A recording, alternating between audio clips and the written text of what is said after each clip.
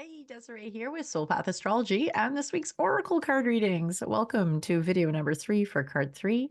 If this was your selection, this is what you got. Talisman reversed. So interestingly, all 3 cards this week were reversed.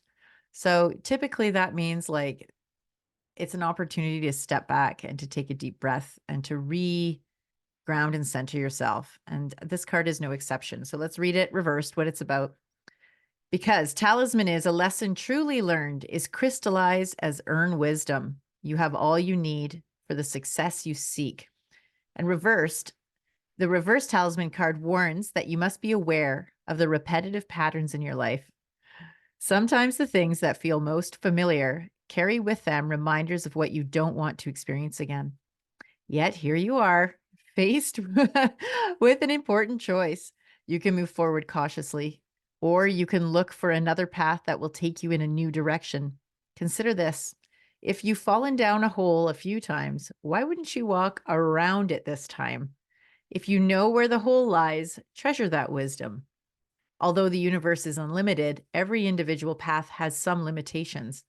Accepting that not all avenues are available to you at this time is a powerful realization. That said, you don't have to retrace your footsteps either. No matter what, you're on this path to gain greater wisdom, regardless of the choice you make. This is the time to ask others who have been here before for advice and assistance. Their wisdom will awaken your own.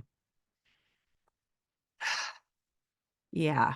So that definition of insanity, doing the same thing over and over again, but expecting different results, huge here, right? And I mean, because these are all reversed, there just really is this energy, this sort of taking a step back before you launch yourself forward. And so if this is your card and you are finding yourself in a familiar pattern, there's an opportunity here to do something completely different, right? So this isn't about tweaking how you would approach it.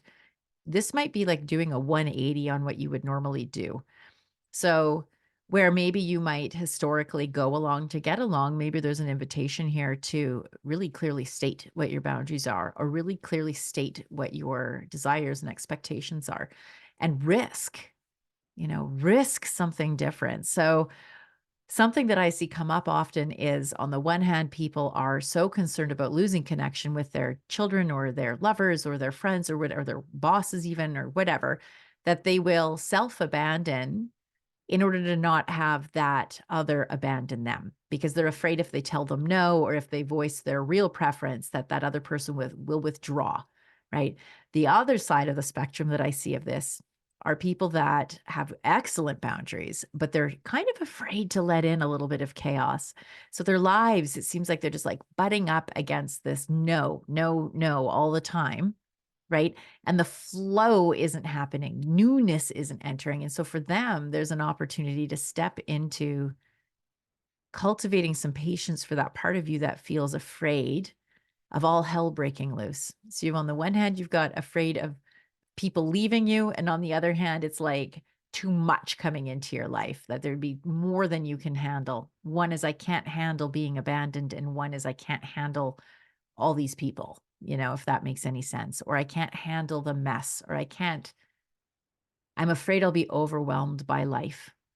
So if you're I'm generally speaking, I have great no's and maybe my life is feeling a little bit dry, or like I'm just really sick of this job that I'm in, or I'm just really sick of this dynamic in my relationship, or I'm just really sick and tired of sick and tired.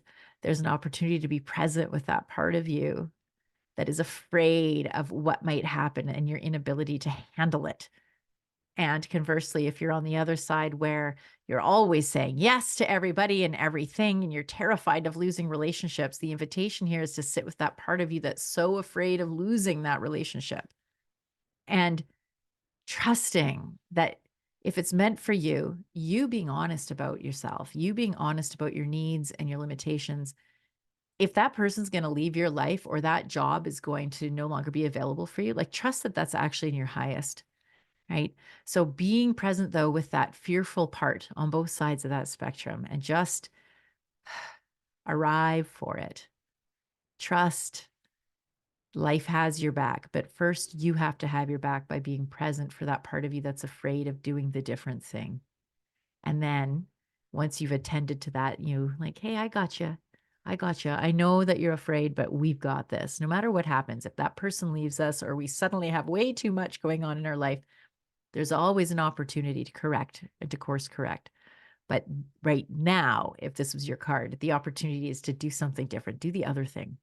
Be present for the part of you that's scared about doing the other thing, and then go do the other thing. So, if you want some help or maybe some like actual exercises around doing that, you can certainly hit me up.